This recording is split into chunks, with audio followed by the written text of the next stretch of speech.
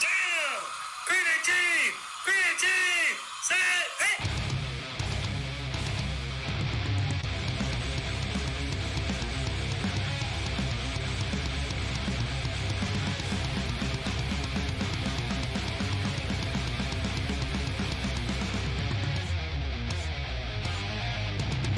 Good evening, football fans, and welcome to 3 and Out, right here on IE Sports Radio, your direct feed for all that is sports.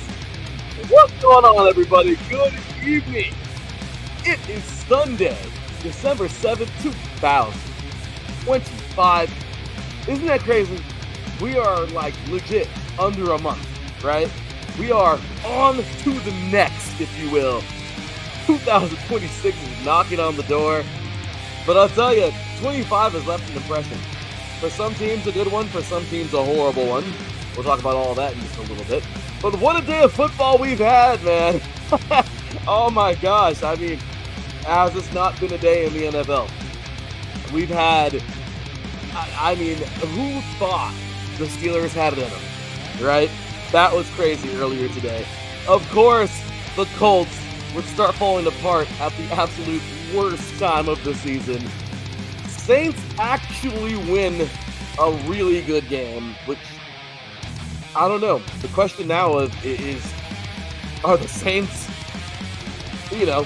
somewhat of a decent team underneath the hideous costume they wore all year? Or does that just mean the Buccaneers aren't as good as we thought they were, especially in crunch time? Dolphins and Jets was what we thought it would probably be. I have no idea who the Vikings or the Commanders are. Both teams have identities that I swear this team, they change up every single week, but they're consistently just mediocre or bad. It's crazy. And of course, Tony Pollard dominates in Cleveland. 161 yards on the ground, 2 touchdowns. Yeah, the Titans get themselves a much-needed win, but it's the Browns. Just saying. And the Bengals struggling with the Bills. Or shall I say it the other way around? The Bills struggle with the Bengals. Yeah, this is going to be fun, y'all, tonight. We're going to jump on into the Raiders losing another one. Bears and Packers looking like a possible overtime.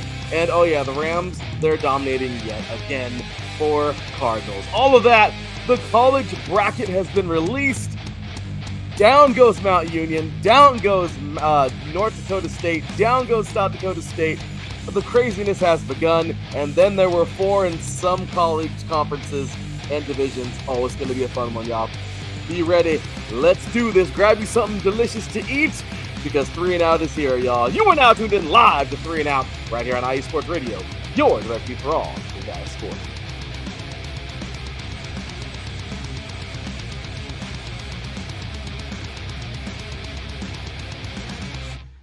Welcome, all you diehard football fans around the country. What's going down, y'all? Larry B here, bringing it to you here live on a beautiful Sunday evening. And, well, again, here we go.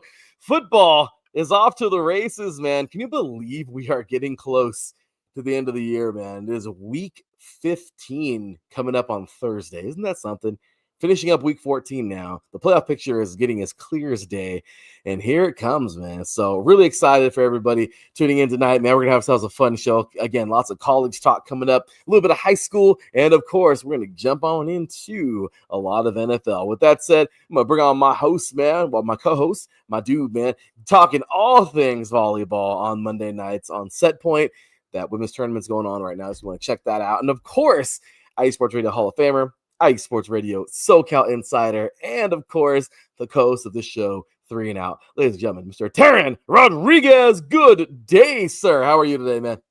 I'm doing good, Larry. It's time to talk some football. I'm glad I'm just seeing the Rams just BTA the Cardinals.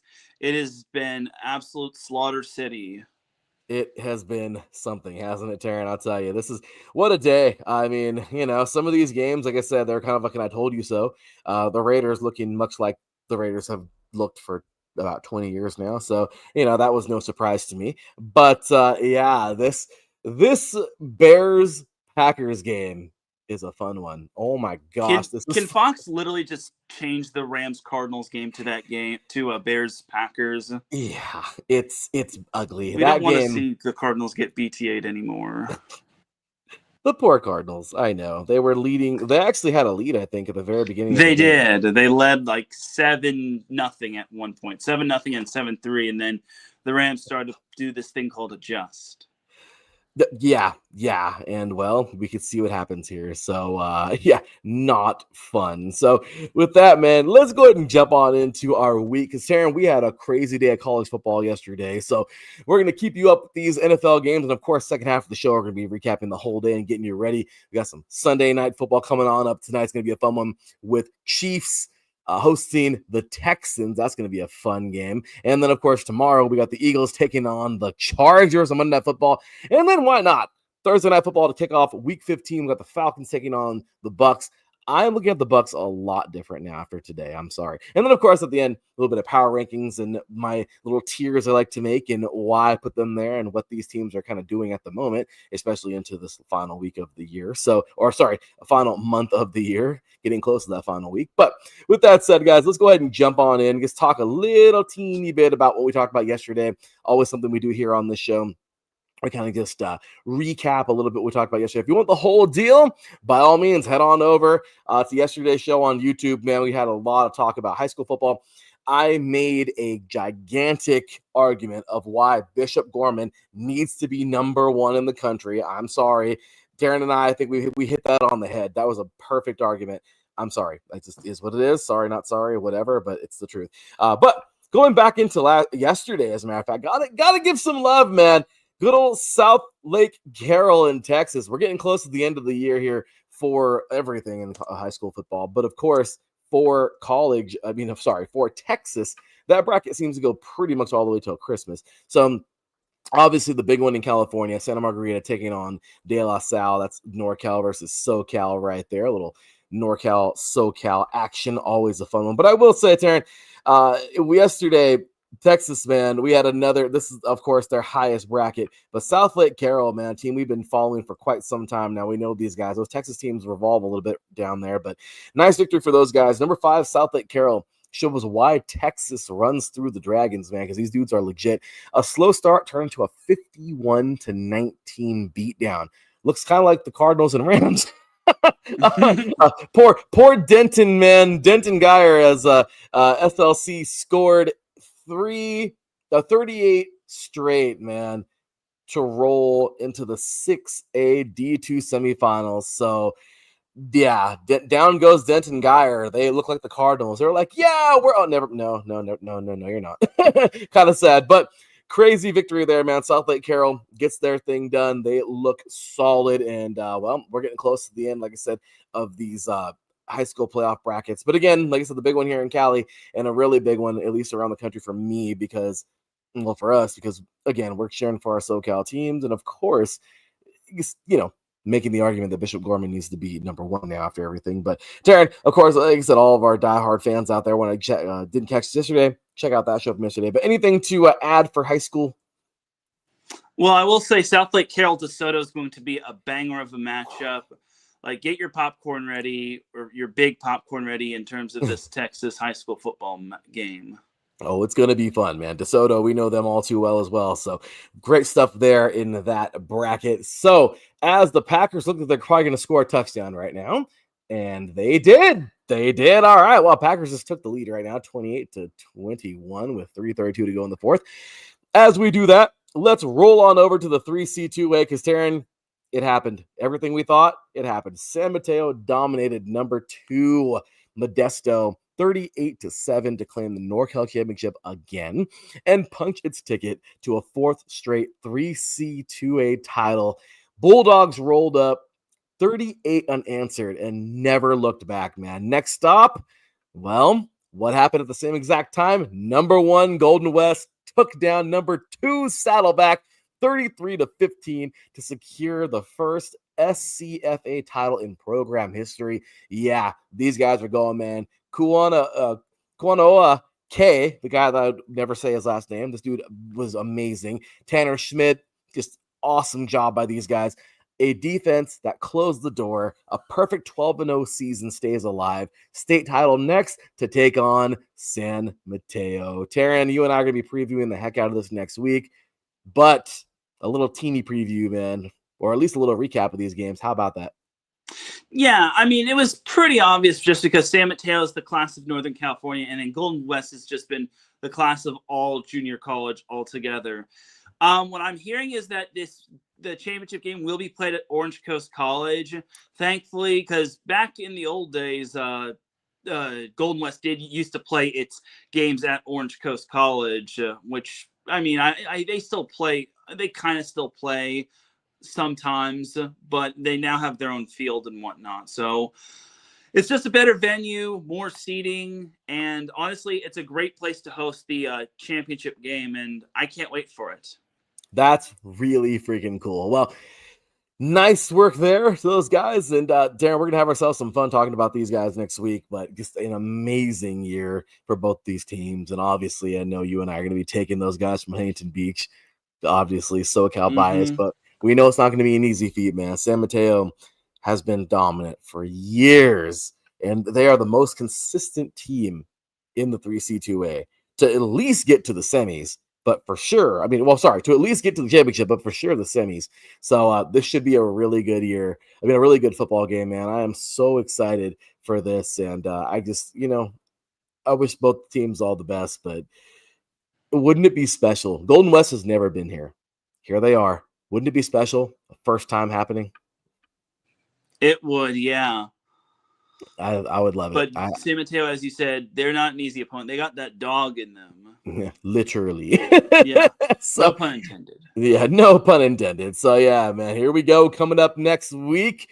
Looking forward to it, man. The Rustlers taking on the Dogs, the Bulldogs. So it should be fun. So, all right, Terry, let's go ahead and switch it on up now into some NJCAA, because we got to say, before we get to the semifinal here, or to the semifinals were played, both of them now, and obviously Hutchinson, right? Like it was going to be anybody else, right, Terry? Right. Like anybody else was going to be going, okay? Obviously, there is another team, Iowa Western, but before we get there, Teran, Dynasty confirmed. We talked about it yesterday. I gave a really nice preview to it, and College of DuPage does it again. They roll past good old NDSCS, beat these guys down. Well, didn't beat them down, but 36-13. Dude, they did it. They secured the historic 5-peat after an early deficit. The Shaps,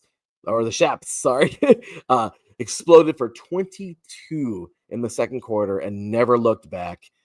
I mean, it was amazing. Bully was electric. The defense swarmed with 2 touchdowns, and DuPage once again stands atop of the NJCAA Division III. They did it, Teran. The 5-peat has been done.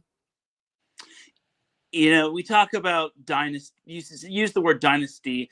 It's so tough to win a championship at any level in terms of football, but to do it 5 years in a row is just absolutely astounding. So I really got to give it up to DuPage. They really did outstanding, and it's incredible. It's incredible what they've done, and you kind of got to wonder if there's ever like a promotion or a relegation thing. I think they got to be relegated up to Division I. I mean, maybe it has something to do with the size of the school or the recent success and whatnot, but you kind of have to have a relegation thing where you have to go up or other teams have to go down. Oh yeah, I agree. I totally agree. It would be it'd be cool to see these guys compete at that next level, man. So great stuff there for these guys. Again, College of DuPage, the Chaparrals doing it, getting it done, getting another title under their belt. So congratulations to those guys. Let's flip it on over now to the main event, because Iowa Western, obviously, we talked about that. They played on Friday night. Or on Friday. Talked about that yesterday. They defeat Tyler, which was an amazing game. We knew they were going to be on a collision course at some point. Great game, 41-29. Number 2 Iowa Western over number 3 Tyler. The Reavers punctured ticket to the national championship after a 21-0 first quarter explosion. It was just amazing. These guys dominated. Amazing job on the ground. 223 yards total. Luke Ulrich in the Apaches battled, man, but the Reavers, 3 interceptions, 4 sacks, They shut the door, and that sends Iowa Western to Canyon, Texas. They got it done. But yesterday, we had the second team do it. Number 1 Hutchinson, number 4 Northwest Mississippi. And well, Teran, would it go any other way? These guys played their hearts out, and it was just extremely one-sided. This was as one-sided as it gets. Hutchinson punks their ticket to the national championship 27-0 over number 4 Northwest Mississippi. Christian Johnson went off 223 yards, passing 103 on the ground, 2 touchdowns. Dude went off. The Blue Dragons defense held the Rangers to just 220 yards and never let them reach the red zone, which is amazing. So Hutchinson is now 11-0, and they're on their way to Canyon, Texas to take on Iowa Western. This is a rematch of last year. It's going to be on ESPNU. Was this ever going to be a different game? Was it ever going to be not these two? Right. No, Hutchinson and Iowa Western are inevitable with one another. They're on a collision course. Like they pretty much were separated from the rest of the pack. And I know there were times where teams got close to knocking either one off, but honestly, those two are inevitable, and those two are the two-headed monster in NJCAA Division I. Yeah, they're so good. They're so good. So I don't know, man. I mean, as of right now, we're gonna preview this coming on up this weekend. Looking forward to it. But I don't know. At the moment, who are you thinking? This could definitely change by Saturday. We could have a lot of other things to look at with this. But as of right now, what are you thinking? For the time being, I have Hutchinson. I think I just think they're on a tear. And until, like I've said last show, until someone has an answer for them, I just can't pick against Hutchinson. Yeah, same here. These guys, Hutch looks so good, man, and I want to see if Iowa Western can do it. I mean, that'd be a lot of fun. I hope that they give them a fight, but yeah, man, this is crazy. I think a couple of years ago, Iowa Western shut these guys out. So in the same exact national championship, so it's pretty crazy. But how about that, man? They never Northwest Mississippi never got to the red zone. Yeah, that's crazy. I mean, that defense of Hutchinson's is the real deal, and that sometimes you just need to have. It goes to show that defense does win championships. So, incredible defensive masterclass from Hutchinson and Northwest Mississippi. They gave it all they can handle, but honestly, this is Hutchinson we're talking about. Like, you got to play mistake-free football, and your offense has to be clicking against a defense like that. Yeah, it is. This was crazy. I mean, I can't believe that. Like, are you serious? Didn't even get to the red zone. Like, that's crazy, man. But it goes to show you how good this football team really is. And Hutch is top class. I'm telling you, I would love to see, like, if Hutch wins and whoever wins in the 3C2A, I would love to see that game. Mm-hmm. That'd be so fun. Whoever wins that'd be fun. But anyway, all right. So let's go ahead and just roll on into the others really quick. D3, D2. Really quick, Teran, we made some predictions yesterday. Let's see how we did. Well, some of these not so well. Some of these pretty good. Wheaton. Well, that was pretty good there. Number 19, Wheaton knocks off number 15, DePauw, 49-24. They roll into the quarterfinals, man. The Thunder, they roll on. They look good. I mean, again, I think we both picked these guys. What a solid performance. Absolutely. Without a doubt in my mind, it was a great performance overall. And let's be honest, I felt this one was coming from a mile away. Nothing personal, but this was just a great game. And John Carroll deserves a lot of credit. Well, John Carroll, that's the next one. Wheaton getting that one done. But Wheaton, I'm looking left to right. We're going right to left. But yeah, Wheaton just pretty much dominated DePauw, and that was just a big win right there. I didn't think they were going to go that. No. I shouldn't say that. Wheaton did put up 76 on Crown, and then the fact that they were in a nail biter against Wartburg, I'm surprised they pretty much demolished DePauw. So Wheaton was just the real deal. Of course they were. They look good, man. So solid football there. Next up, dude, what a freaking game. Let's get on into this one. The elephant in the room, if you will, man. They did it. John Carroll did it. Oh my gosh, this was a rivalry game in the playoffs. Double freaking overtime, dude. The Blue Streaks shocked the Purple Raiders in Alliance in a double overtime classic, ending Mount Union's season and punching their ticket to the quarterfinals. This is a historic upset, man. How about this? Yeah, absolutely. Just amazing defensive masterclass right there. Look, I don't think anyone picked John Carroll, unless you're a John Carroll fan, but I don't think anyone gave Mountain Union a chance. Anybody. But John Carroll said, we took that personally. And they played with house money. They played with nothing left to lose. They played with a team that had a whole lot more to gain, nothing to lose. And I think John Carroll honestly deserved to win against Mount Union. And Mount Union, look, they're a great team, but this was just one of those clunker games offensively. So it happens, but unfortunately, Mount Union had this happen at the worst possible time.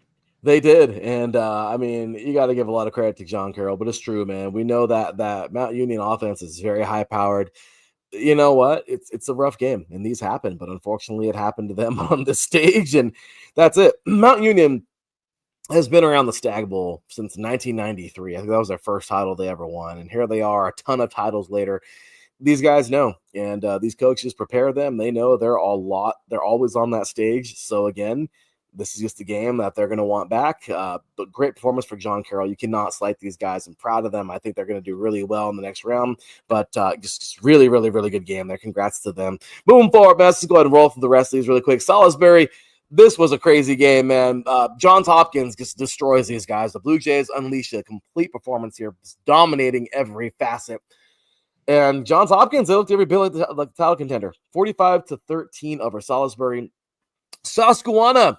Teran, we both thought, these guys were going to get it done. And, well, the Riverhawks, they keep their postseason going. They destroyed Eastern 29-0. Got that one done. Now, this is the game we did not see coming because we both said that Trinity would be the tougher team. And, well, it was Barry, man. Barry knocks off Trinity, Texas, 31-23. The Vikings outlast Trinity in a physical battle, riding a huge second half to advance Barry. That was crazy. St. John's and River Falls. That I wanted it to be a better game, especially because that's a Wisconsin-Minnesota kind of battle. But again, River Falls, a Wisconsin team. These guys are nasty. They're extremely well. But I will say this. 42-14. The Falcons soar into the quarterfinals with a statement victory. Who else? Bethel. We both said Platteville would get it done. And no, Bethel, Minnesota defeats a Wisconsin team. The Royals power their way into the next round. Huge clutch second half by these guys, man. Good job by Bethel. And then down goes another Wisconsin team, but this one has an excuse because number one North Central out of Illinois, the Cardinals, they survive a major scare as lacrosse battled to the end, but North Central's explosive offense carries them onward. The defending champs, stay alive. Teran, how about these games, man, in D3? Absolutely amazing. A great games right there. Honestly, the North Central one, Wisconsin lacrosse gave them a massive scare right there. But honestly, North Central was able to hang on. That's what really good teams do. Barry was kind of the shocker right there. I thought that Trinity, Texas, like the upper left bracket was just stunners all over the place. So that was probably the most fun of the Division III realm. But again, Wheaton having that offensive outburst was absolutely amazing. And then the lower right was probably the most expected. That was crazy, man. So moving forward, we're gonna have some fun with these games coming up next this weekend. Just wow, man. What a freaking week. Division 3 was nuts, man. But Division 2 was pretty crazy itself. Before we go on to Division 2, though, man, any last comments on this D3 bracket? No, that was pretty much it. Just a lot of amazing games. I can't wait to see what the quarterfinals have in store for us. Oh, they're going to be fun, man. I'm telling you, these always have a very, very, very good ending every single year. So again, big ups to our boy, Mr. Glenn Ritter. Appreciate you, buddy, for tuning in, man. Thank you, sir. Some of these teams are over there in his neck of the woods in the Midwest there. So let's get on over to Division II, Teran. And just wow.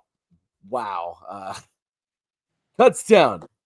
They keep the title dream alive with a dominant 51-29 victory over Frostburg State. Down goes Frostburg State. We both said it was going to happen, but damn it, wouldn't it have been really sweet if they would have somehow kept this magical season going? But that's like the best season I think Frostburg State's ever had, or one of the best. So these guys look good. They win their bracket, and they get it done, man. The Golden Bears march on to the semis now. Next up, Newberry. We said it, and Newberry, they get it done, man. They stun top-seeded Albany State in Georgia, 31-24 in a thriller. The Wolves keep their Cinderella run alive. So one Cinderella story ended, but the other one's still dancing, man. They punched their ticket to the national semis. What a job. A massive statement win there for Newberry. And then we have Ferris State, obviously, right? 52-29. The defending champions take care of their bracket, and they're headed back to the semis, looking every bit like the national championship threat that they are. And then Harding. Dude, we did not see this one coming. UT Permian Basin fought like extremely hard in this game, but Harding survives this battle, winning 34-28 in a hard-fought bracket showdown here about the end of this bracket in the quarters. The Bison advanced the semifinal after one extremely tough test and nearly having their undefeated season and their entire season end there. So, Taryn, how about those 4 games, man? I had a feeling Newberry was going to advance. That's not really ultimately surprising. Nobody really gave Newberry a chance just because Albany State was the number 1 seed, but Newberry had defied the odds, and I think that was an incredible win by them. But other than that, it's mostly all chalk for the most part. Harding advanced, and then Kutztown obviously advanced. They were the number 1 seed, and then Ferris, they were the number 1 seed. So Newberry is the only non-number 1 seed to advance out of the regionals and on to the semifinals, which I think is pretty darn awesome. So it's not all chalk. What if Newberry wins it? If they win it, then man, that'll feed a lot of families. Oh man, that's crazy. Yeah, no, I think, man, Newberry, I want to see them continue so bad. I don't know how much longer this is going to go, but I hope that they go all the way. That is amazing. That was a great job by these guys, and just what a season they're having. So moving on, but just overall great, man. So okay, so as of right now, man, so a question I haven't asked yet, but I don't know, who's your favorite right now? Who are you liking? I'm going to say Ferris State. I'll take that. Ferris State is still champs. They're champs until they're not champs no more. So solid pick there. I don't know, man. I don't even know who I want right now. I guess I'll say Ferris too, but oh man, it'd be cool to see a new champ in the house. So with that, Sarah, let's go ahead and roll on over to the NAIA. We're here these last couple of games. Man, that was crazy. So really quick, something I didn't know until earlier today. I had to research this to try to figure out more, but number 2 Kaiser actually advanced without playing the game. Kind of crazy. The NAIA FCS semifinal would just advance Kaiser, or the Kaiser will see the semifinal after number 6 Marion was removed from the postseason following a self-reported eligibility violation. Oh no! Yeah, so the Seahawks will host a semifinal matchup next week, but Marion, unfortunately, there was a no-no there, and I don't know. I guess somebody came out and said it, but yeah, dude, that did it for Marion. Sucks, right? Yeah, I mean, normally you would expect that from the high school level, just because of things like that kind of slip through the cracks and whatnot. But on the college level, where you have all this administration, athletic department, that can't slip through the cracks right there. So I wouldn't say that's embarrassing, but that's something that cannot happen on the collegiate level. Sucks, man. I feel bad for them.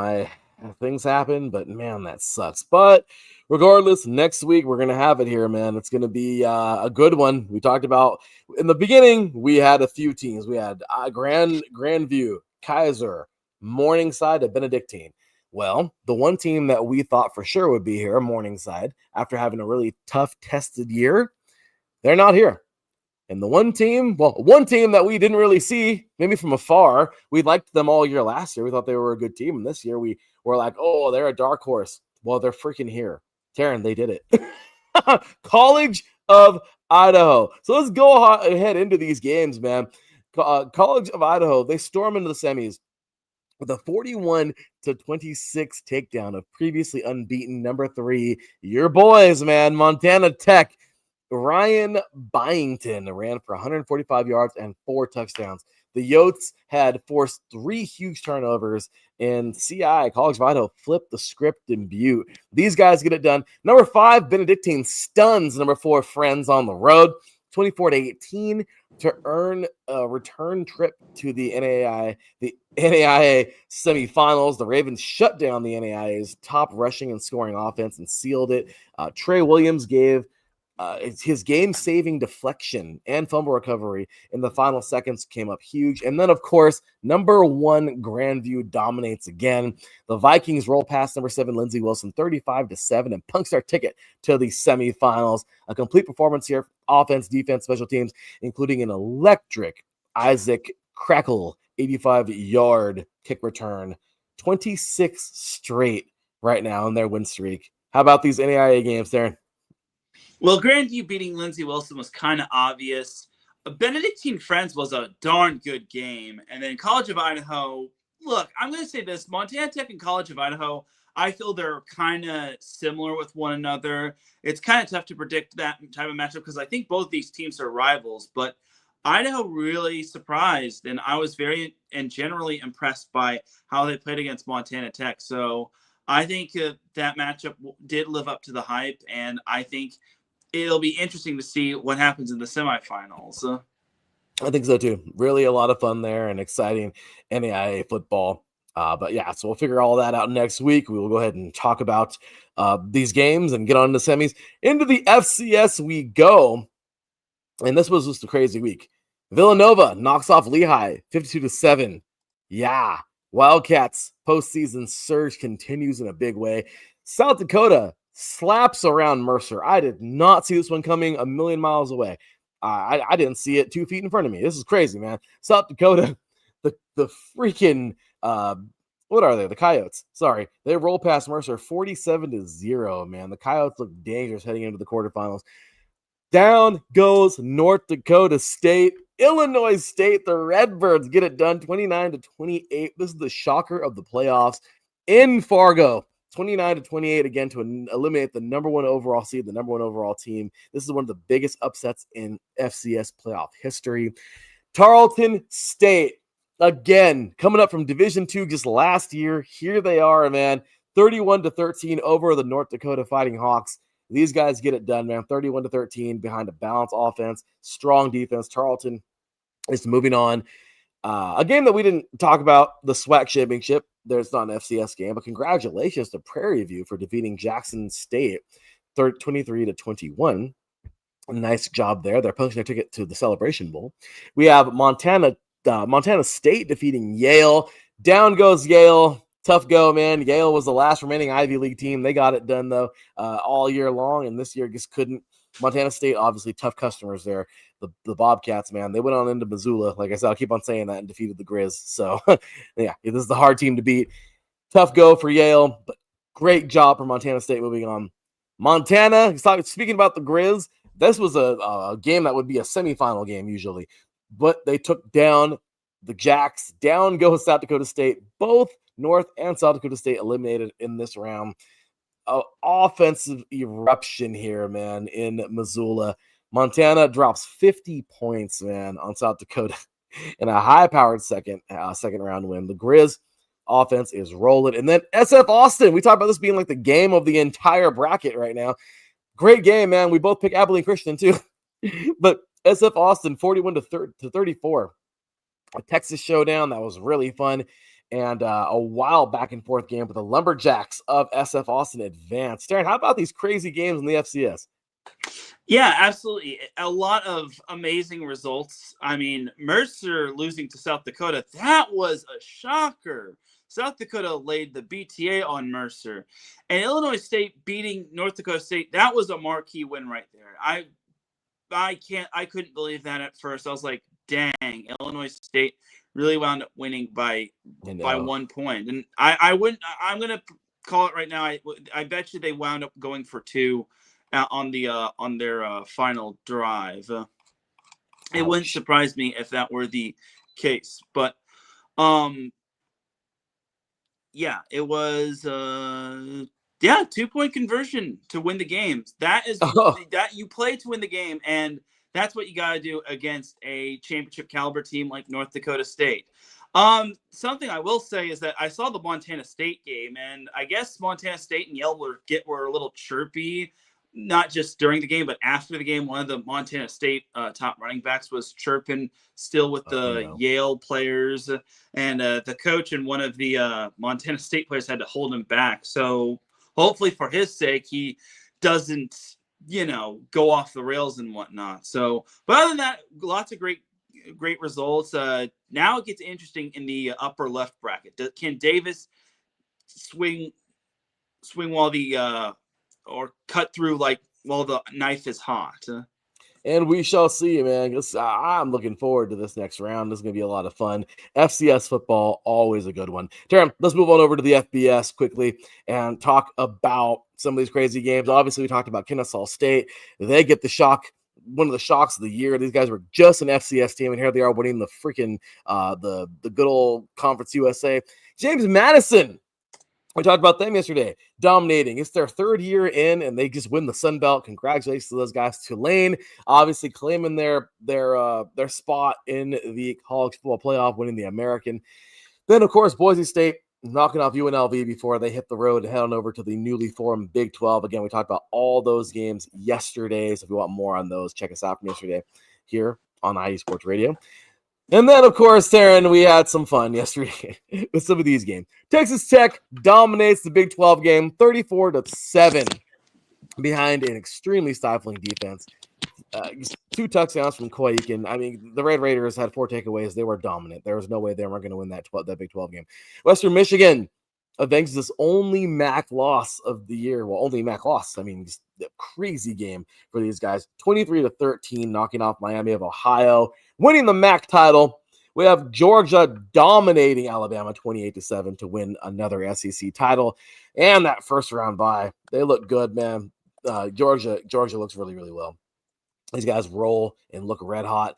History in Indy. Indiana stuns Ohio State 13-10 to win its first outright Big Ten since 1945.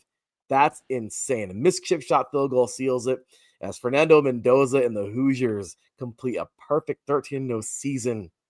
They locked up that number 1 seed, and the Hoosiers are for real. And then what a shocker in Charlotte at the end of the night. Duke stuns Virginia 27-20 in overtime. It's crazy. It was a interception to seal it here. This is their first ACC game in program history, their first ACC championship game in program history.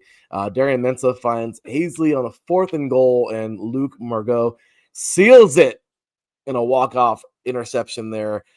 This was just a dream for the Blue Devils. Chaos in the ACC. Teran, how about these games, man?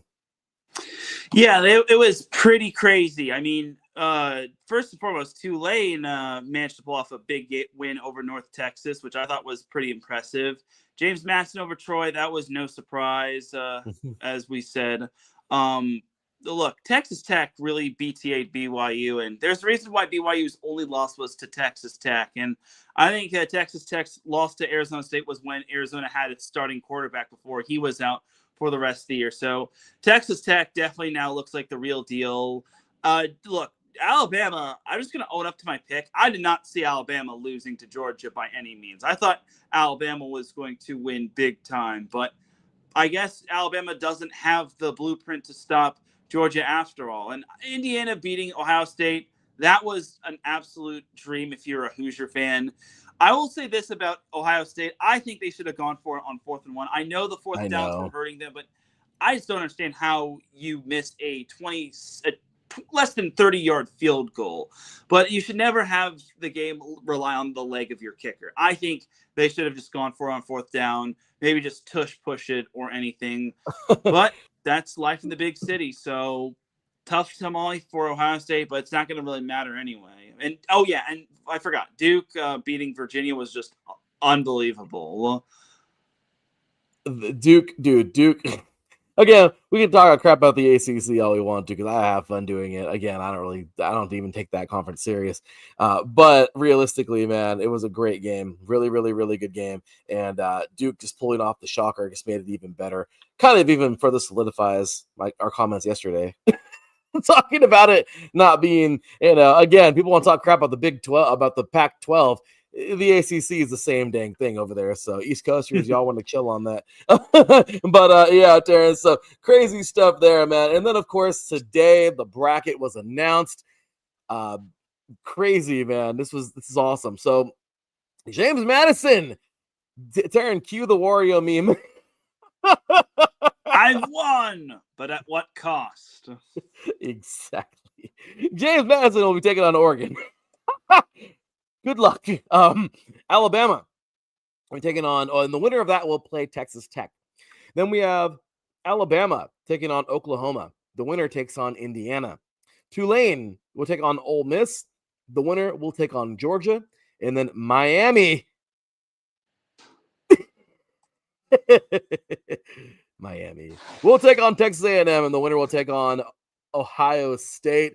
And that is it. Some teams feeling very angry.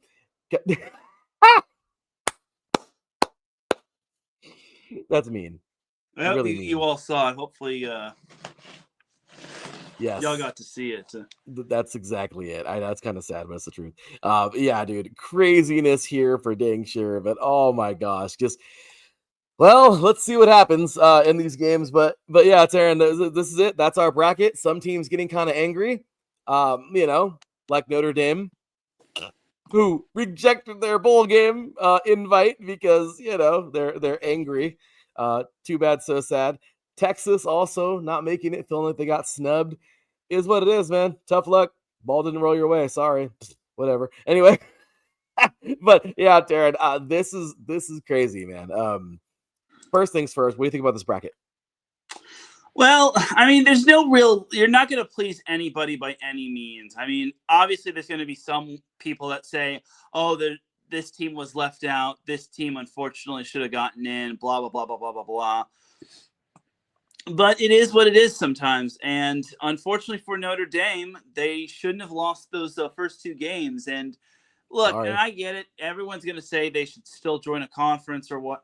Still join a conference, but Yep.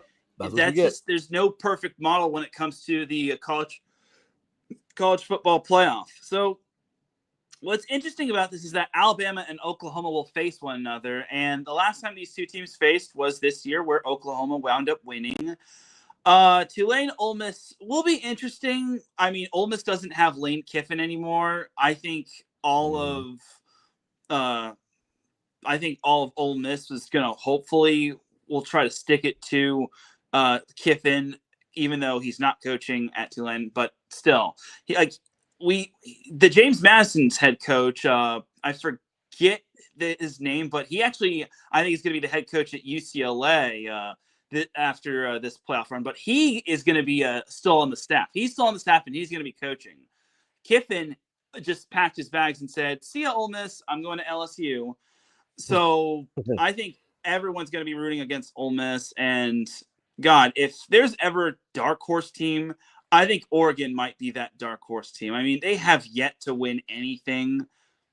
They have to break through eventually. And then I think the most exciting first-round matchup will probably be Miami-Texas. Let's see if Miami can actually prove if they are back. Let's see it, because we've been waiting for it for a long time. Again, we make fun of them all the time, but just because we haven't seen anything, and all their fans, oh, they're back. They haven't done anything. Let's see it. Then we'll say they're back. Okay. But yeah, man, I guess, I don't care. Our opinion doesn't matter. I don't care. Neither does yours. Anyway, with that said, Teran, let's do it. It's all about the field, right? So that's what we do. We have fun, man. We love our show. So Teran, let's go ahead and finish this off with the NFL. But before we do that, any last thoughts on anything here in this college football realm? Well, there's the bowl games, I think, are officially complete and finalized. You said best that Notre Dame is declined a bowl. Kansas State, I think, declined a bowl as well because their coach retired. I think Iowa State also declined a bowl. There's, remember when I said that Florida State is going to be bowling as well? Could potentially be bowling. I think there is another team that's 5-7 that's going to be bowling. I forget the team, but it's one team. I think it's like Mississippi State or something of that sort. It's some team that finished 5-7, and they'll be playing an ACC team. The only irony is if that team that also finished 5-7 that I'm blanking on is facing Florida State. That would be the most funniest thing out there. That'd be hilarious. I'm going to look it up as we speak. I would love that. That would be awesome. But Teran, there you have it, man. Again, we'll get to the bowl games coming up this week and everything. We got some good stuff coming on up. I think when bowl season, obviously, we got about a week before bowl season starts. Anyway. 6 more days. We got the Cricket Celebration Bowl. We have the Bucked Up LA Bowl. Those are the two that start things off. Yeah. So, again, coming into those, man, we're going to have some fun talking about those games in the coming shows. Obviously, we always love to talk about the bowls and all the upcoming games. Obviously, we're going to have a lot of fun with the Army-Navy game coming on up this week. That's going to be a fun preview coming on up on Saturday. I actually got to correct something. Florida State declined the bowl. Auburn declined a bowl, UCF declined a bowl, Baylor declined a bowl, and Rutgers declined a bowl. All of those teams were 5-7, and they were actually offered a bowl spot, but they just said, nope, we don't want to do it. It said they thought their season was over 2 weeks ago, and their players have scattered, and they quit because and whatnot. Well, they knew what they were, so good. Good. At least no one's trying to take credit and, have a participation trophy here. So I like that. All right, yes. Teran. Well, again, bowl season officially begins. All the bowls were announced Saturday, December 13th. Again, the Celebration Bowl that's coming up this coming Saturday. So we'll talk all about these bowl games getting started. Lots of fun bowl games here. Our USC Trojans having fun in the Alamo Bowl versus TCU. That's going to be fun. So plenty of stuff there. So, Teran, let's go ahead and move it on over into the NFL, man. One last thing. Mississippi State was the 5-7 team that did accept a bowl game. All right, I'm sorry. Now we can move on to the NFL. On to the NFL. So here we go, man. NFL was nuts. This today was hilarious. Seahawks. Okay, they explode in the second half and never look back. Sam Darnold tosses 3 touchdowns. JSN, man, Smith-Njigba goes off again, and Seattle cruises to a 10-3 record with a dominant 37-9 win in Atlanta. How about these guys? Yeah, Seahawks definitely needed the win. They're definitely a dominant road team. They're not afraid to win on the road. Look, let's be honest. Atlanta is a clown car show. It's absolute embarrassment. And I think this was a nice little game. It's good to see that the offense was humming like an engine. Seattle also got a special teams touchdown. So I think for Seattle, they're just back on their A game. And in a couple more weeks, they've got a big matchup against the Rams, which I think is going to be massive for the NFC West title and possibly for the number 1 seed. But they still have the Colts, which could be a trap game. But you're about to see that might not matter.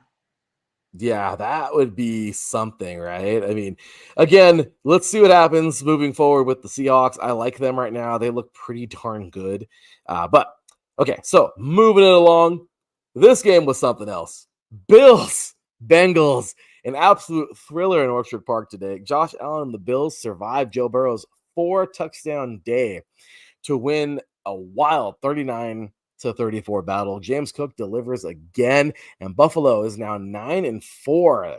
They're up, they're down, they're all around. How about this game?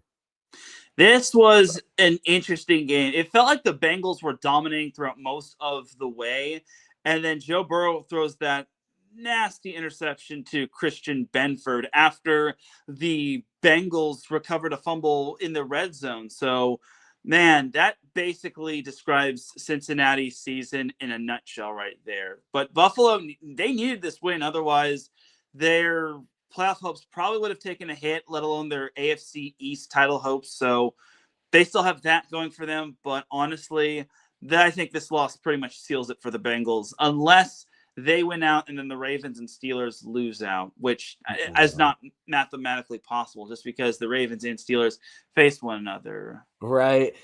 Things not going too late for them.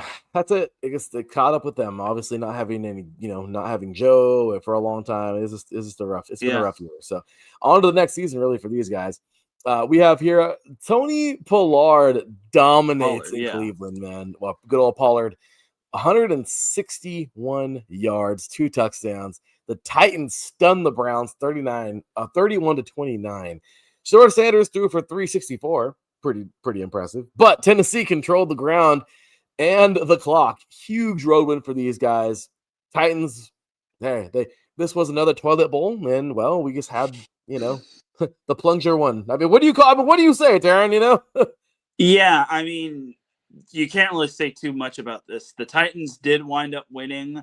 Thankfully their draft stock doesn't get too damaged. You're about to see why, but Tony Pollard did look like a little bit of Derrick Henry back in his prime, but so at least the Titans could kind of hang their hat on that. But again, the Browns were just so dysfunctional. For having one of the better defenses in the league, the Browns really stunk it up today. Yeah, they did. This was I don't know, this game.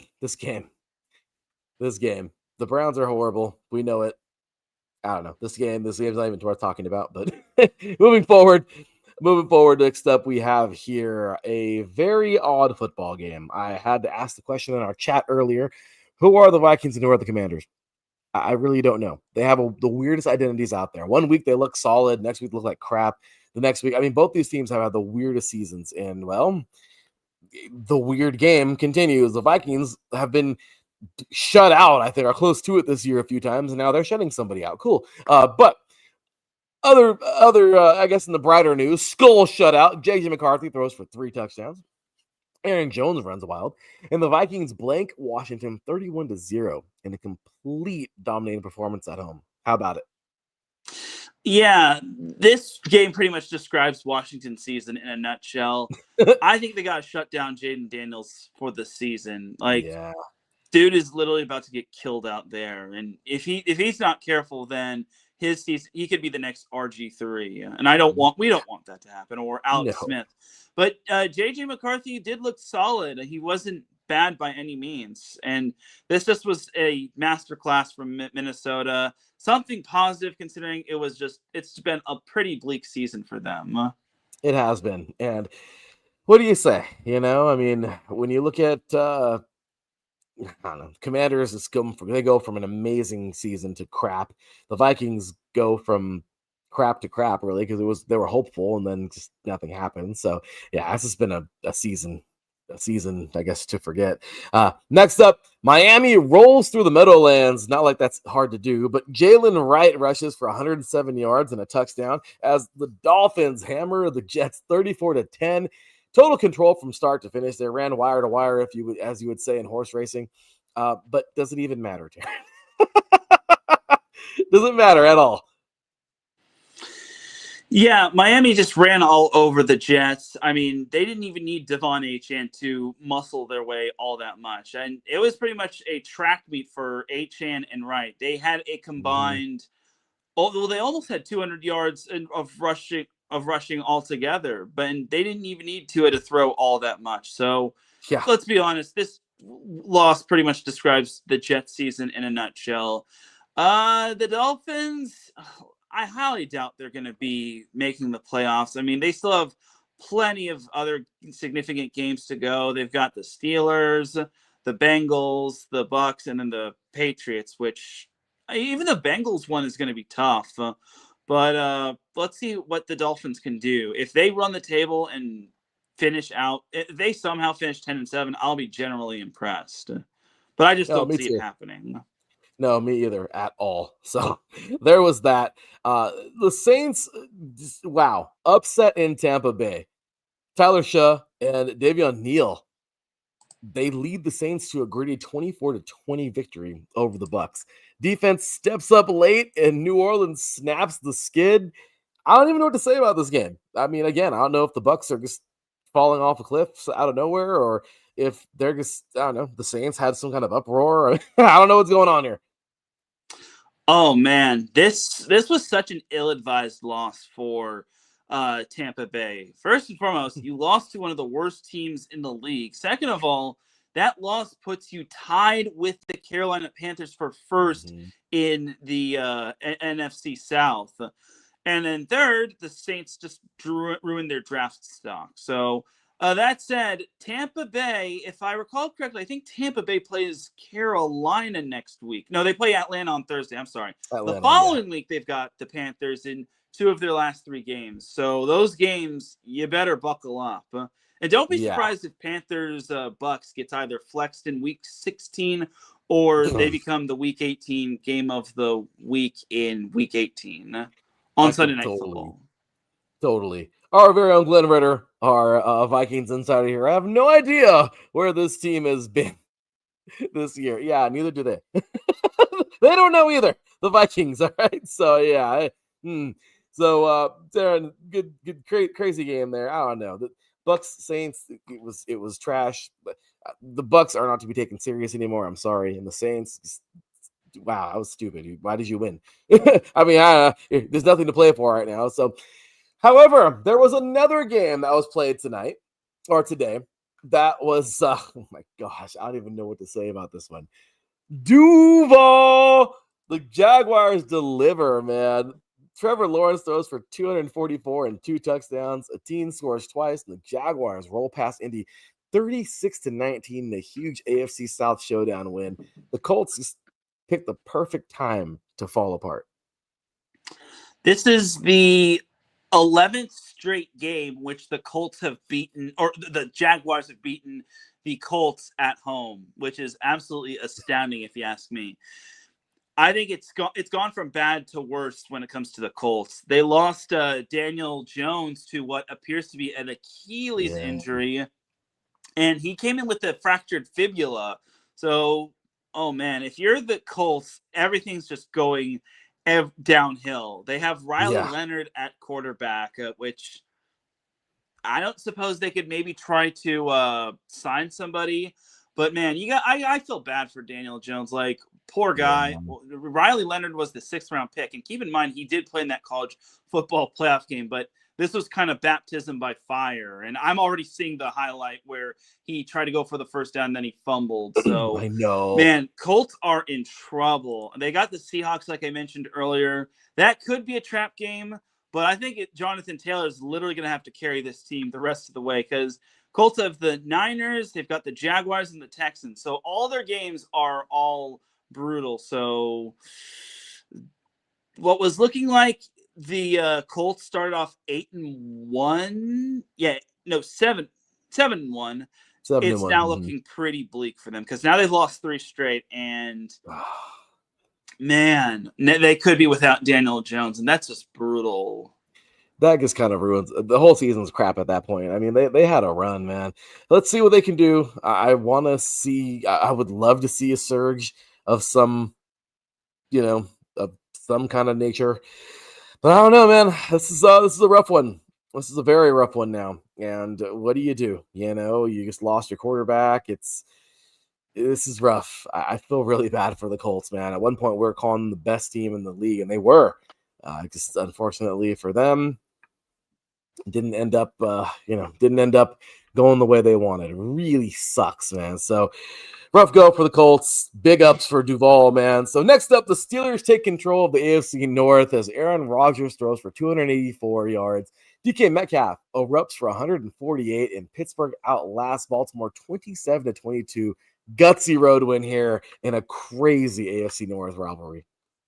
Yeah, this was peak AFC North football, if you ask me, just because I expected defenses to pretty much be the case to try to win it for either team. And I'll be honest, it's kind of not surprising to see the Steelers win just because the Ravens have been struggling offensively, which that's now a concern. I mean, I know the Ravens were pretty much banged up throughout most of the year. They didn't have Lamar Jackson, but still, it's like now that he's back, what's your excuse now?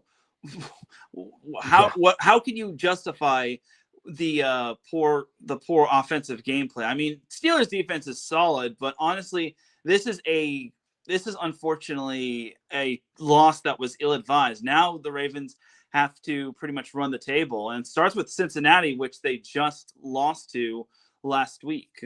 Yeah, and that's even crazier, right? So there you go, man. Another one of those crazy wins for the Steelers. Ravens, man. Oh, you're right. What's the excuse now? The Broncos keep rolling. Bo Nix throws for 212 yards. RJ Harvey punches in a touchdown. Denver grounds out a 24-17 victory over the Raiders. The Raiders actually played decent in this game, but overall, the Broncos were just a better team, and everyone knew that. So Vegas moves to no Vegas. I'm sorry. Good old Denver moves to 11-2, man. Cortland Sutton delivers again. The streak continues. Denver looks good, man. Yeah, another one-score win for the Broncos. I kind of expect them to win by a little bit more. I mean, at least the Raiders actually have an offense. They actually had some progress with Ashton Genty. I think he had like 7 rushing yards last week against the Chargers. Yeah. This week, he had 30 rushing yards, which is a massive step forward. But when you look at it, it's still you're wasting Ashton Genty's first year as a rookie. So, look, I hope he's not a bust by any means, but Raiders just have no answer. And it gets worse because Geno Smith had to exit the game and they had to throw in Kenny Pickett. And the fact that the Raiders even put up 10 points is pretty incredible, if you ask me. I also kind of laughed that the Raiders added a field goal saying, "Hey, we only lost by 1 score." So at least the Raiders realize that they have another wide receiver on their team, Jack Beach of TCU. But still, it's another Raiders unfortunate loss. And the thing is, Raiders have the quote unquote anti-tiebreaker over the Titans in terms of the number 1 overall pick. So I'm not trying to say that teams should. I'm not trying to encourage tanking, but I'm just saying Titans still have the number 1 overall pick, but the Raiders are not too far behind.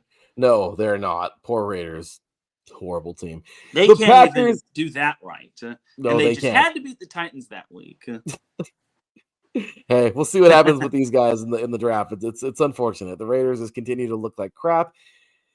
Oh boy, how you love to cheer on a horrible losing team. It's wonderful. So the Packers hold serve at Lambeau, man. Jordan Love tosses 3 touchdowns. Josh Jacobs grounds out 86 yards on the ground and a score. Christian Watson goes off as Green Bay takes down Chicago 28-21. The Pack now moves to 9-3-1 and stays in the NFC hunt. How about that game? Yeah, that was the thing that I said. Oh, when you were talking, I think it was Division 3 foot. I think it was either Division 3 football or NJCAA football.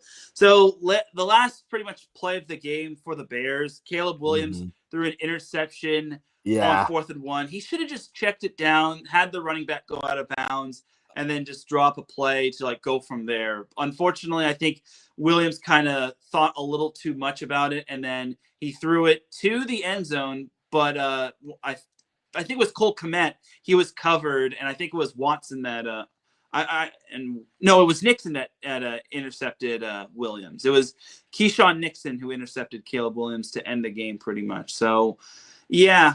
Like I said, the Bears were kind of due for a loss. I mean, the Packers still are the Packers.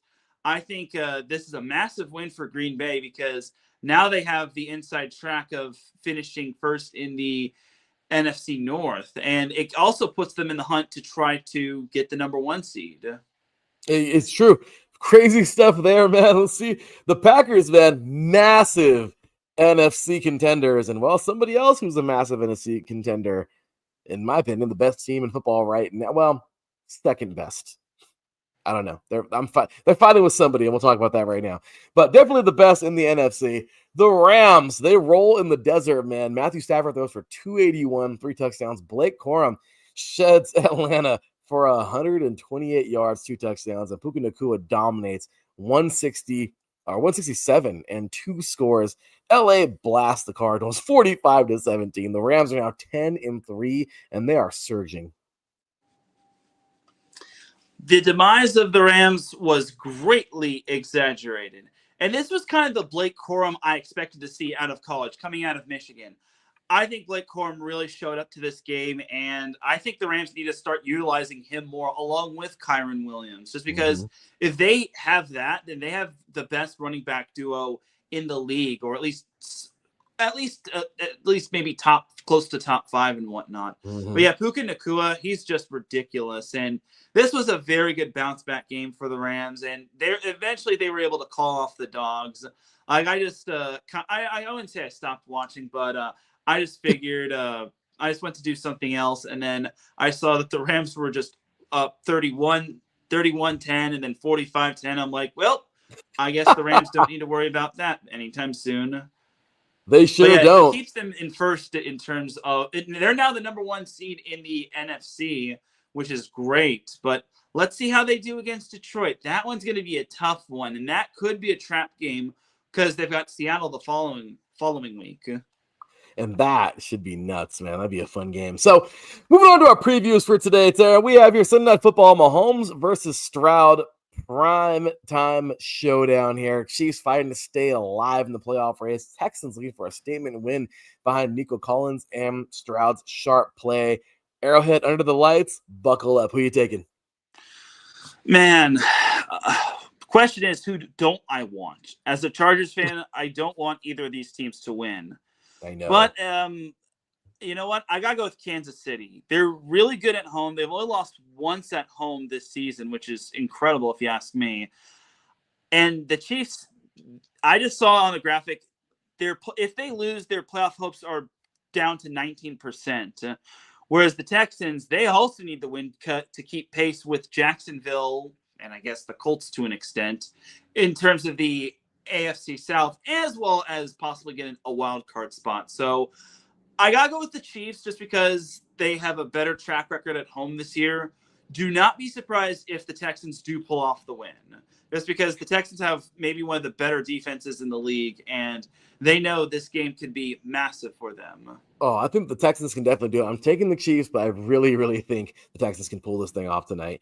Monday Night Football, man, in Hollywood. I mean, it's not exactly in Hollywood, but it was fun to put in the tweet. You know, a little film production kind of night because this should be a show. Herbert and McConkey versus Hurts. Crazy offense. Barkley, good old Devontae. Both are 8-4. Both desperate for separation in a tight playoff race. This one's going to be a freaking show, man. Who you got? Oh, obviously, you got your Chargers, but what are your thoughts on the game? So this one's going to be an interesting game. So Justin Herbert is questionable with that left hand injury. You got to remember, he had surgery on that left hand on Monday. So this is he's treating it as if he's still going to play. He's listed as questionable, but knowing Justin Herbert, knowing how he's such a tough quarterback, he's going to play.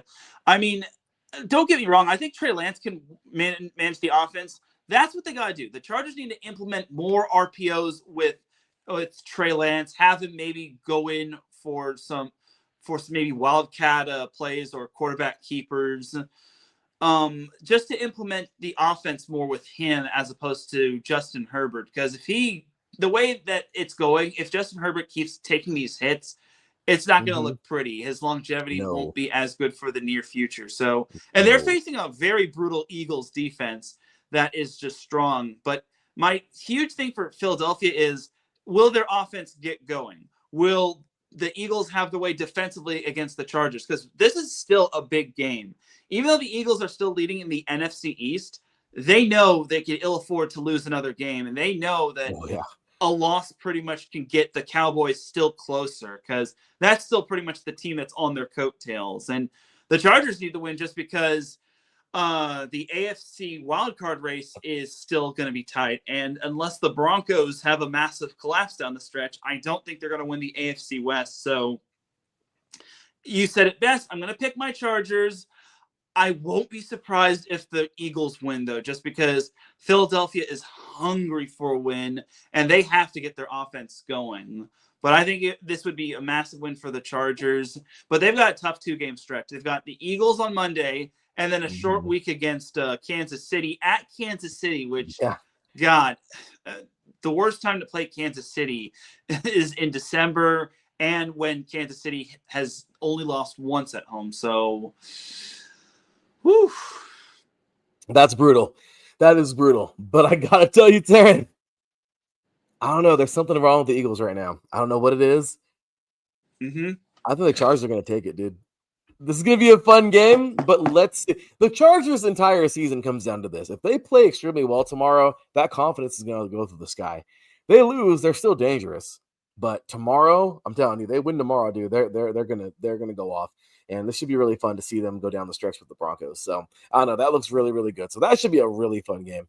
Mm-hmm. Something to note is that the Chargers are actually undefeated in prime time this year. Oh crap! They won their little Brazil game on Friday. They won Monday Night Football against Kansas City. They won the Monday Night Football game against the Raiders. They won the Thursday Night Football game against the Vikings. And then they won the Sunday Night Football game against the Steelers. So I hope that this final little primetime game is the game where the Chargers continue that trend. Because like I said, Chargers pretty much can ill afford a loss at this point if they want to make the playoffs. Yeah, no, I'm telling you, man, this is it. This has to be it. The Chargers have to whip it into shape, man. So this is going to be huge. So let's see what they could do. Let's see if they win it in primetime, continue that primetime streak going. I didn't know that. That's pretty cool. One more game, Darren, because obviously we jump on Saturday morning, so we're not going to catch this one. But Thursday Night Football showdown in Tampa. The Bucks 7-6. They look to tighten their NFC South grip, but you said earlier, I guess I'm not really a believer in these guys anymore. And Baker Mayfield and Emeka Ibuka lead the charge. Obviously, they're still doing well. Bijan Robinson and the Falcons 4-9. Michael Penix would have been the difference in this game for sure. Not, he's injured, so Tampa is favored by 4.5 points. It's a must-win divisional battle, and I mean, this is a fun game. I like it, but I don't know. Either of these teams win. I don't know how far they're going to go in the playoffs if they even make it.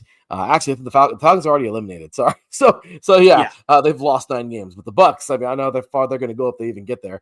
But overall, man, should be a fun game over on Prime Video. Who you taking?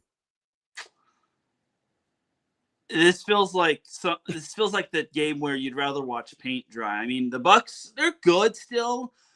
This is the game where they cannot afford a loss. If they lose, I think the Bucks are in trouble because, again, 2 of their last games are against the Panthers, and the Panthers have been so weird this year. It's like they're starting to make everyone believe in them. That said, Buccaneers are going to win. As I mentioned before, the Falcons are literally a clown car at this point. They're a clown car. They don't have Michael Penix Jr., and they're going to spiral out of control against Tampa. I think Tampa is going to have their way with them. If Penix were playing, maybe the Falcons would have a chance. But at this point, it's going to be Bucks. The Bucks have to win this one. They can ill afford another loss to stay in the division race. So give me Tampa. And heck, we could see the return of Mike Evans. Don't count him out in terms of playing because he didn't play today, and hopefully Bucky Irving will be back. But if Irving is back, then that's an even bigger plus. But Tampa's just got to get healthy ASAP. And I guess Bucky Irving did play today. He just had a modest 55 yards, but still, 15 carries is still nice. Yeah, still got it done, man. So I'm going to also go with the Buccaneers first. What was that, Terry? The Bucks are getting healthy at the right time. It's just that they got to get the whole band back together. They just can't afford to lose any more big games. No, I got to go with these guys on Thursday. It's going to be a really fun game because the Falcons, it's a rivalry game. But when it comes down to it, they're just the better team. The Falcons have been falling apart lately, even worse than they have, even worse after they lost Penix. So I got to go with those guys. But Terry, before we're out of here, man, The music's about to cue. Carrie Underwood's about to sing. The Voice is about to sing on Sunday night and get us ready for Sunday Night Football. But I have my little tiers that I've been saying every single week. Well, at least starting since last week. Duh. But I'll keep this going out through December. Darren, my top tier, man. These are my Lombardi threats. Number one, believe it or not, I'm giving it right now to the good old Patriots. This is nuts. The Patriots, yeah, dude, they're 11-2 right now. They've won like how many? Freaking what, 10 straight, something like that. I mean, they are on one right now, dude. These guys are like, they look like a real number one seed. So these guys, I'm gonna barely give them the edge. I know you're probably like, why? It could be the other way around too, with the Rams being number one and these guys being number two. But the Rams, I have them right there, obviously. The Carolina loss really bothered me, but regardless, they're still 9-3. They're right there. Bryce Young, I get it. He's getting better, but the Rams still shouldn't have lost that game. Things happen. Regardless, Broncos are right underneath them. 9 straight wins. They look good. Seahawks, I have them at number 4. They look really, really good right now. Packers, I have them signature victories. Today was a big one, but these guys have been playing so well recently. And then, believe it or not, as much as I don't want to say this, the 49ers, I could have them right there in that same tier because they're back-to-back right now. They look pretty okay. I don't think they're going to be very strong in the playoffs, but I think they're good enough to be in this tier at the moment. Next one, I have the Conference Hunters. I have the Eagles right there. They're fighting. They're solid.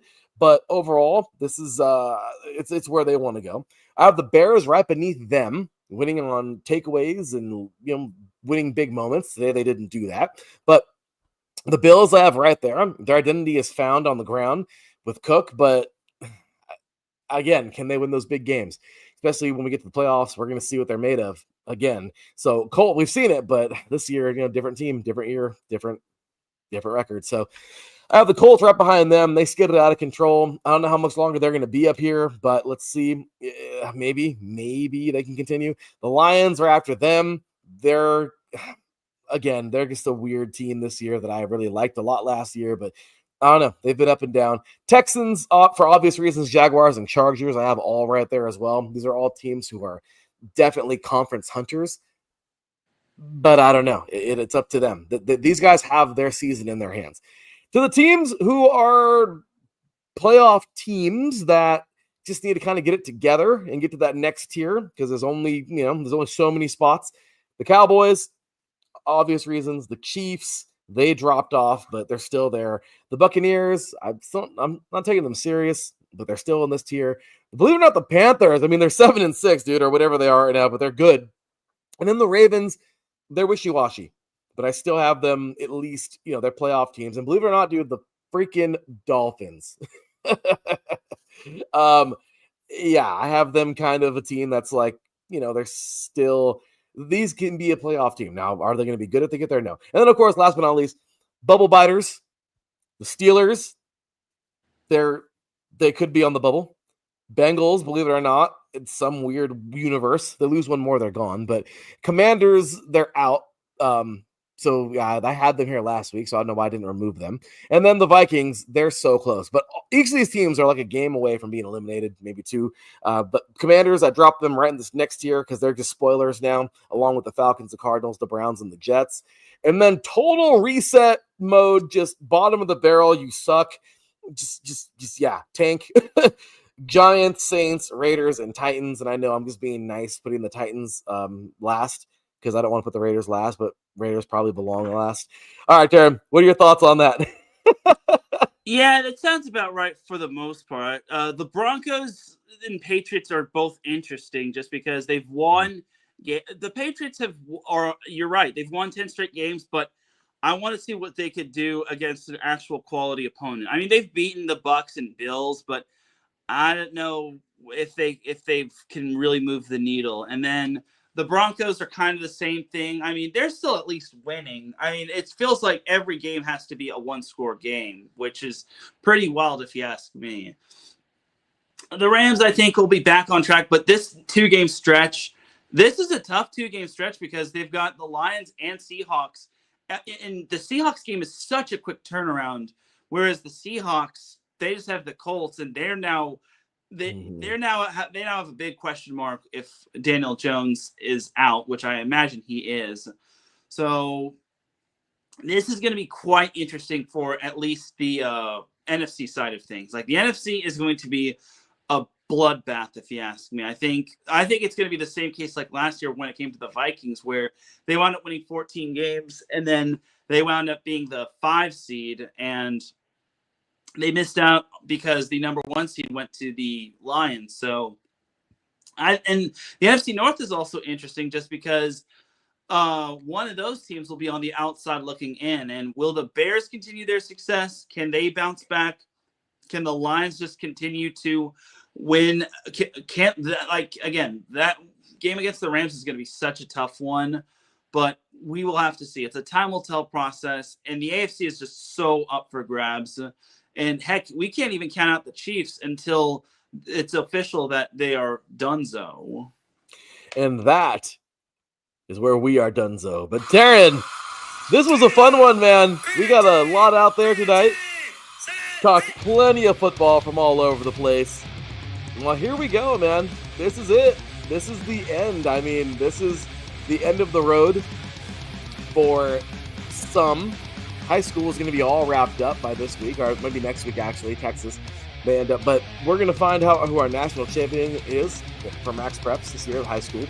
Again, we just, we're hoping that it'll be Bishop Gorman because they earned it. They deserved it. But we'll see what happens in the Georgia playoff. We'll see what happens in the Texas playoff. We'll see what happens again. Santa Margarita and De La Salle coming up this weekend. Going to be fun, man. Looking forward to those guys going head-to-head NorCal, SoCal battle in the CIF division or open championship. Looking for that. Telling you, and then there were 2. We got 2 national championships to play in 3C2A NJCAA. Again, congratulations to the NJCAA Division 3 5-time champions. Like Booker T right now, man. 5 times. These guys got it done. Let's see if they can go for the 6 feet next year. I know we're gonna do a spin-a-rooney right now. I'm just kidding. I can't do that. Neither am I gonna try. But there that is, man. I mean, just craziness throughout the D3, D2, FCS, NAIA brackets. We'll see who continues on some of these seasons. We did not think we were going to end prematurely, but they did. And of course, college football, the Division I bowl season is going to be a lot of fun. Again, if that's if people like Notre Dame just wouldn't stop declining games. I'm just kidding, Karen. But we'll see. Or these other teams, for that matter. Or these other teams. But they only have 5 wins, so I mean, I don't know, maybe some of them at least. But regardless, we'll see how that goes. And then, of course, you know, moving through the college football playoff and through bowl season, we've got the NFL going into week 15. Man, 15 of 18. We're getting our last few weeks here. So, Darren, we got a lot of fun, man. Any last comments, thoughts you want to throw out there before we're out of here? I think the 3C2A football playoffs being on the same day as the CIF state playoffs is kind of a little nah, if you ask me. But thankfully, this year's in the SoCal area. So I guess they can go from Orange Coast College to Saddleback College, but it is what it is. Yeah, I'm with you. That kind of sucks. Kind of like that 8 p.m. start for the Open Championship. Just annoying things. But with that said, you guys, for Mr. Teran Rodriguez, from me, your boy Larry B, we are out of here, man. We will see y'all next week. Enjoy Sunday Night Football, Texans, Chiefs. Enjoy tomorrow. Eagles, Chargers, enjoy Bucks and Falcons coming on up this Thursday. Enjoy all the great games, and we will see you on Saturday bright and early, 7 p.m. Pacific Time, 10 a.m. Eastern. For Teran Rodriguez, from your boy Larry B, we will see y'all next week. Until then, take care, and as always, God bless. Peace.